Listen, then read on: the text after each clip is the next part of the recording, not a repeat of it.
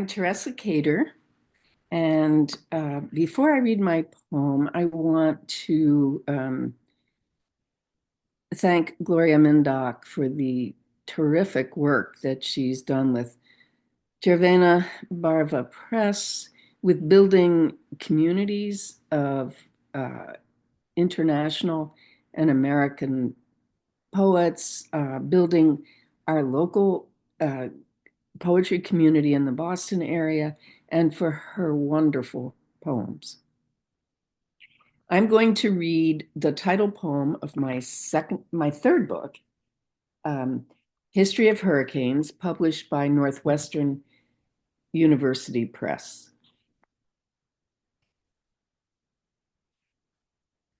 And I want to say a few things about it that I think you should know. It begins in colonial Lexington, Massachusetts, around the time of the American Revolution, and moves to Lexington in contemporary times. It also partly takes place in Kyoto, Japan, and there's reference to New Jersey, where I grew up. And there's a definition in here that comes from the OED. History of hurricanes. Because we cannot know, we plant crops, make love in the light of our not knowing. A Minuteman prods cows from the green with his musket, his waxed paper windows snapping in the wind. Stiletto stalks in the herb garden upright, now blown sideways, now weighted down in genuflection, not toward. And a frail man holding an Amari teacup paces at daybreak in his courtyard in Kyoto. A cherry tree peddling the stones pink and slippery. In the weeks he lay feverish, waiting for word from the doctor, checking for signs. Now, in the season of earthenware sturdiness and dependency, it must begin the season of his recovery. No whirling dervish on the radar, no brackets, no voices warning, no voice. Fugue of trees, lightning.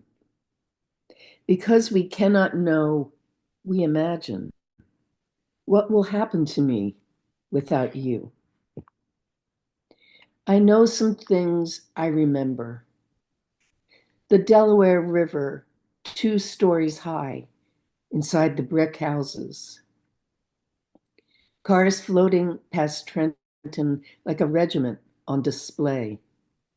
Brown water climbing our basement stairs 2 at a time. Like months of remission, the eye shifts. The waxed paper windows burst behind the flapping shutters. And how could he save his child after that calm? A man who'd never seen a roof sheared off.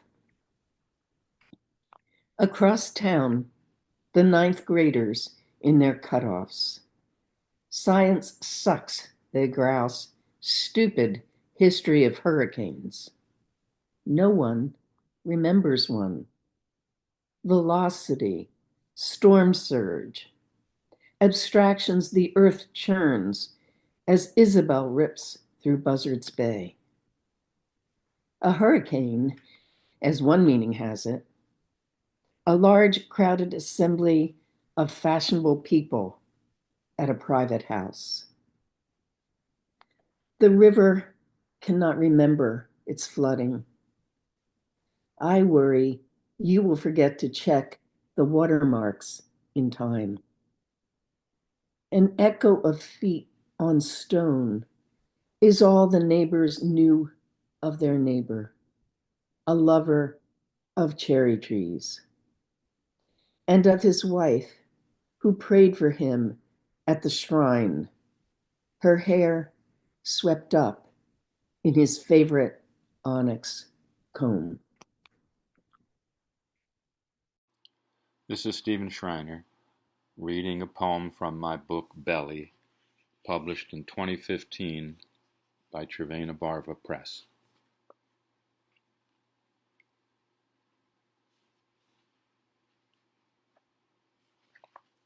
Barren.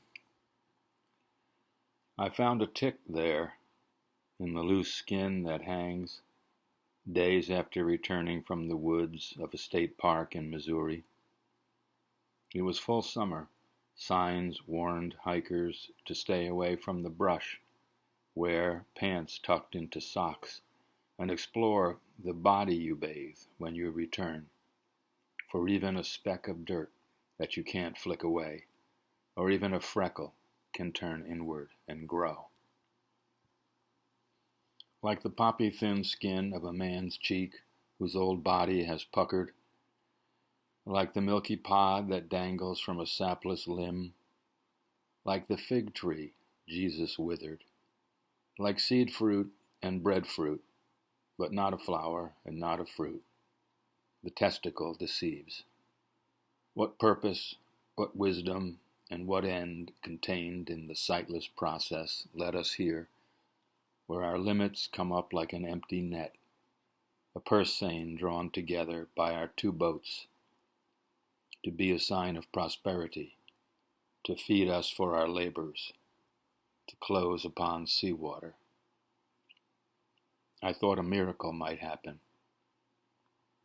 Sarah must wait forever, it seems, and learning she will bear a son, laughs, and barely escapes more wrath.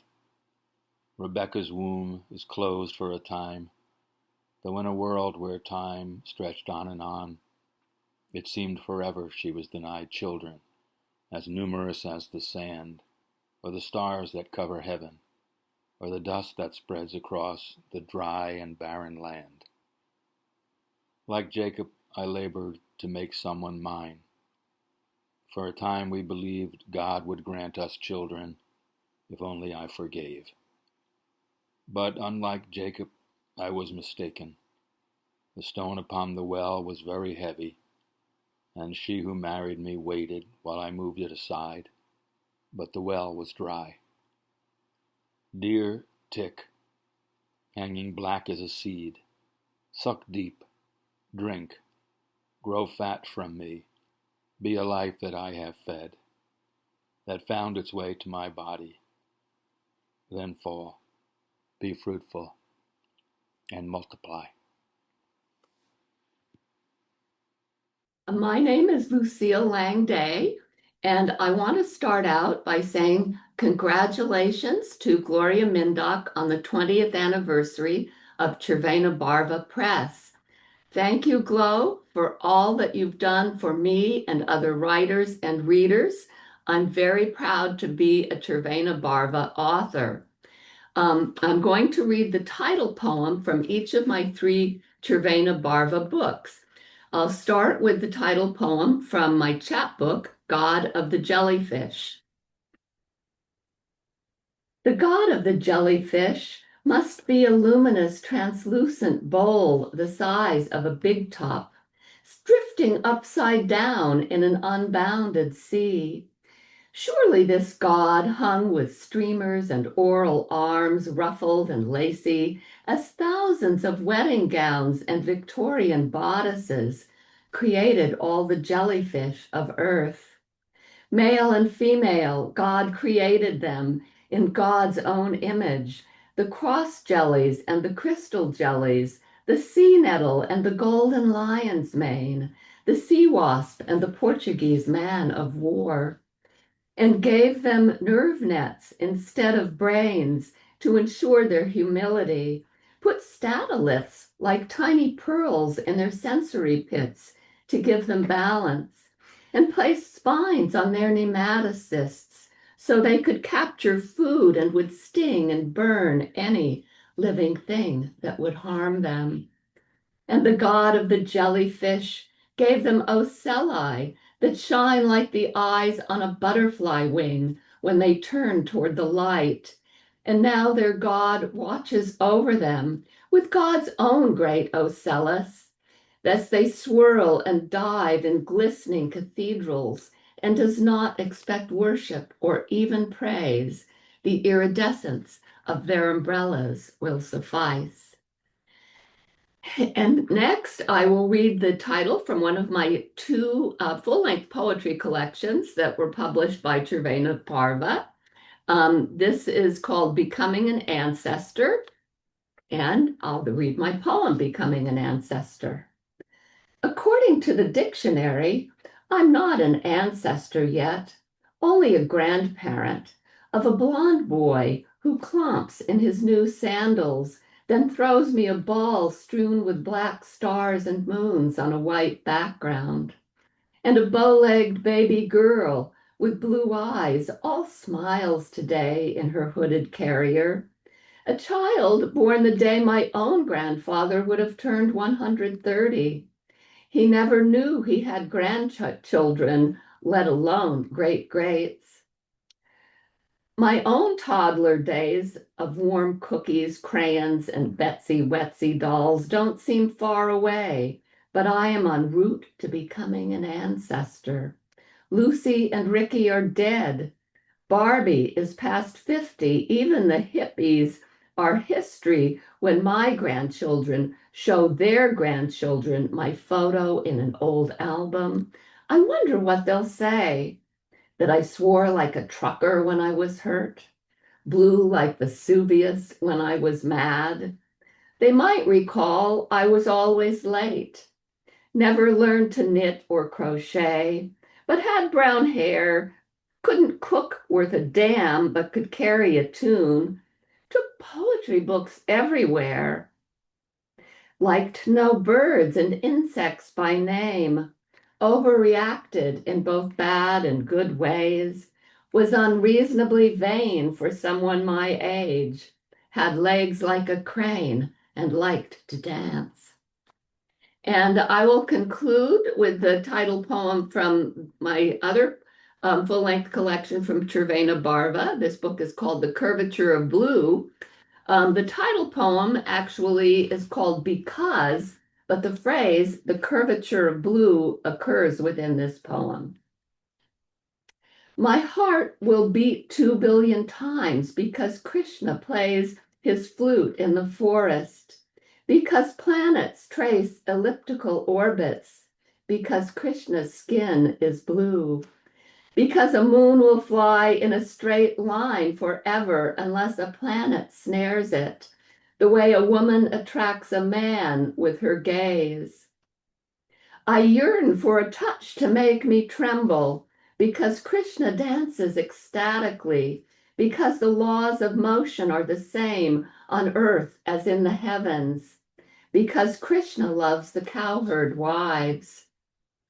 My completeness is an open question, because the statement I am in motion is meaningless, because electrons in motion create a magnetic field, because Krishna makes love with 12 women at once, because Krishna has 24 arms to caress him, because electricity and magnetism are one.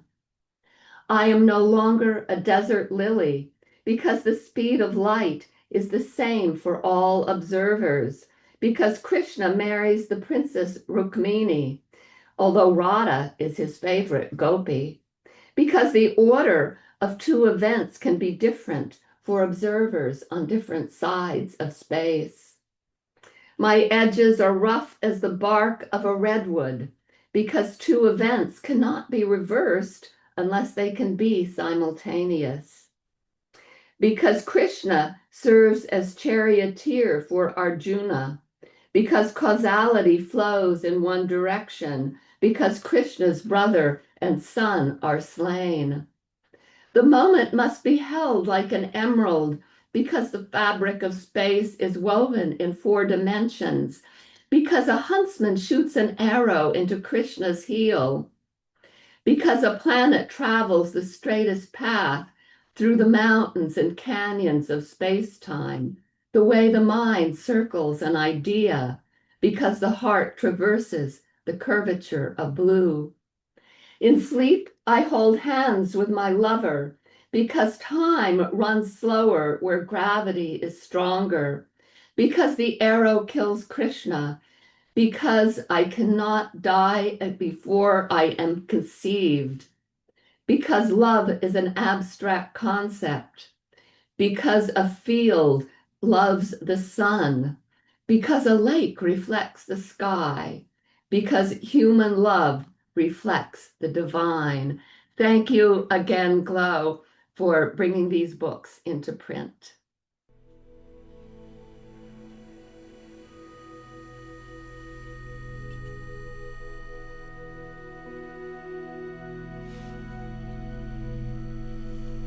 I'm Michael McInnis. As a carpenter, I work in a noisy environment. My hearing is shot thanks to years of construction. When I get home from the job, I put on noise-canceling headphones and listen to nothing, to silence. 4 lines, 33 words, after John Cage. More than halfway through, I'm beginning to think we met in a silence so deafening that the only sound you hear is your heart beating, as if tinnitus has become a new religion.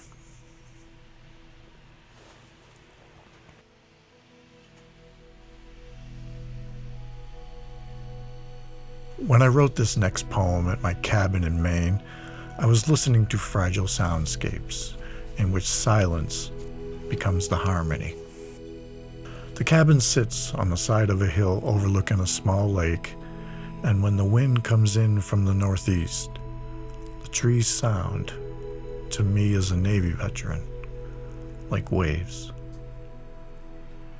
Silence between the leaves after Jörg Frey. The wind. In maples, pin cherry, beech, and birch. Sounds like a ship, bow down in rough seas. A heave of green water washes the leaves, and then a silence. Curtained, as if drowning.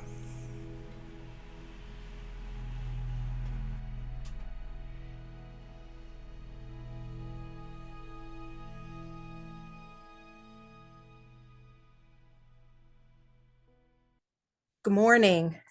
My name is Susannah Simpson, and I'm going to be reading from Geography of Love and Exile, which Gloria and Cervena Barva Press published. And so today I'm going to read a poem titled Corner of Eldridge and Brandywine. There are bronzed weeds in the corner lot near the Greyhound bus depot. Beauty among brick and broken asphalt. The autumn sun has gilded those persistent, resistant plants, and I resolve to find pleasure in this bus filled with odd travelers. The driver is gruff, impatient, and he cautions over his loudspeaker against smoking in the lavatory and against cell phone usage for the duration of our trip. The distant hills of Binghamton are smoky blue, and along the road, the Queen Anne's lace and goldenrod have retired from showing off among other perennials.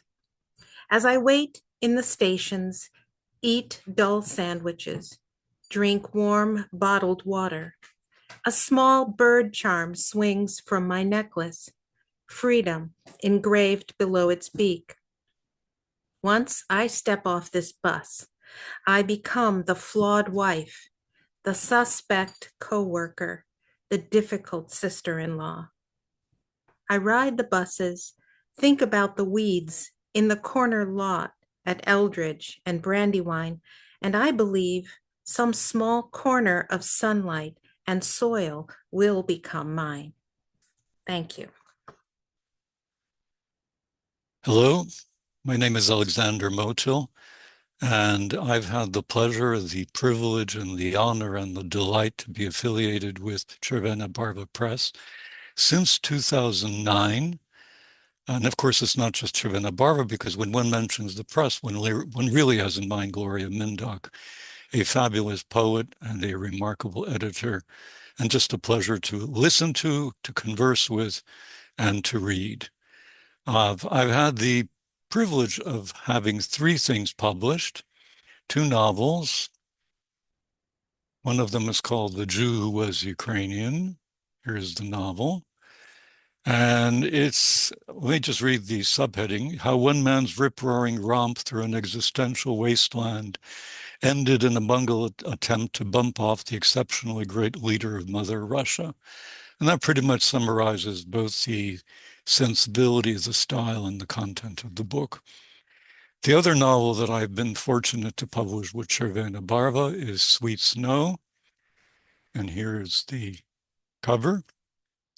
And it's a novel of the Ukrainian famine of 1933, set in Ukraine. It has a kind of whodunit quality to it, but it's really just a tragic depiction of the hunger and the famine, the genocide that was coursing through Ukraine in that particular year.